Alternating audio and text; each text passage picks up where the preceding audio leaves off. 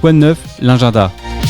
8h45 sur Happiness, l'heure de parler culture avec Amélie dans Quoi de neuf, l'agenda culturel, vos événements à ne pas louper d'un point de vue culturel dans l'Oise à Amiens. Et ce matin, Amélie, avec toi, on va partir à Compiègne.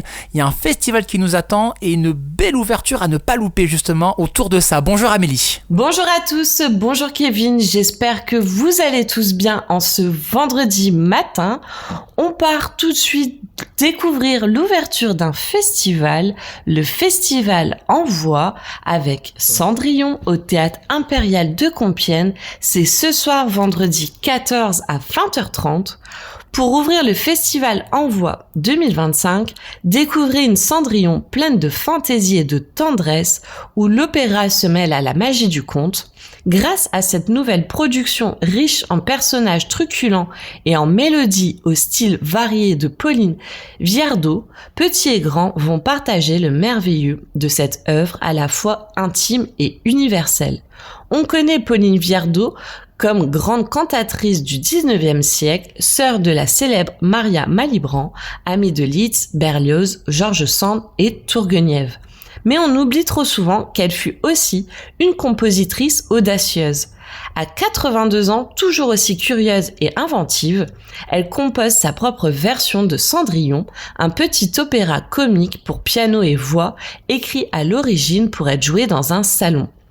Aujourd'hui, cette œuvre rare et malicieuse prend une toute nouvelle dimension sous la baguette de la chef Bianca Chilemi et dans une mise en scène pleine de fantaisie signée David Lescaut.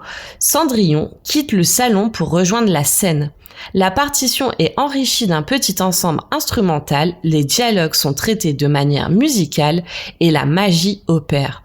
Car si l'on retrouve les grands motifs du conte de Perrault, les sœurs jalouses, la fée bienfaitrice, le bal, la pantoufle égarée, la version de Pauline Viardot révèle une étrangeté subtile, une poésie douce amère qui a inspiré David Lescaut. Ici, Cendrillon recueille les damnés de la terre, son père, le baron de Pic-Tordu, et un ancien galérien devenu épicier. En proie à la mélancolie, comme si l'apparence du bonheur masquait une faille irréparable. Ce spectacle révèle toute la modernité de Pauline Viardot et redonne vie à une Cendrillon touchante, drôle, parfois mélancolique, toujours surprenante.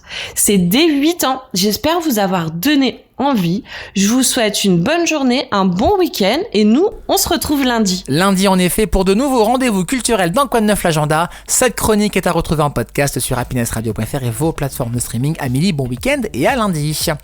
On termine la matinale ensemble dans 3 minutes avec Dan, un extrait de la playlist Starbox qu'on retrouve ce soir à 19h.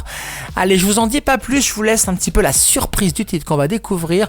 Ouais, petite surprise, voilà, c'est dans 3 petites minutes, vous saurez le titre, rassurez-vous, c'est juste après ça dans le Réveil Happiness.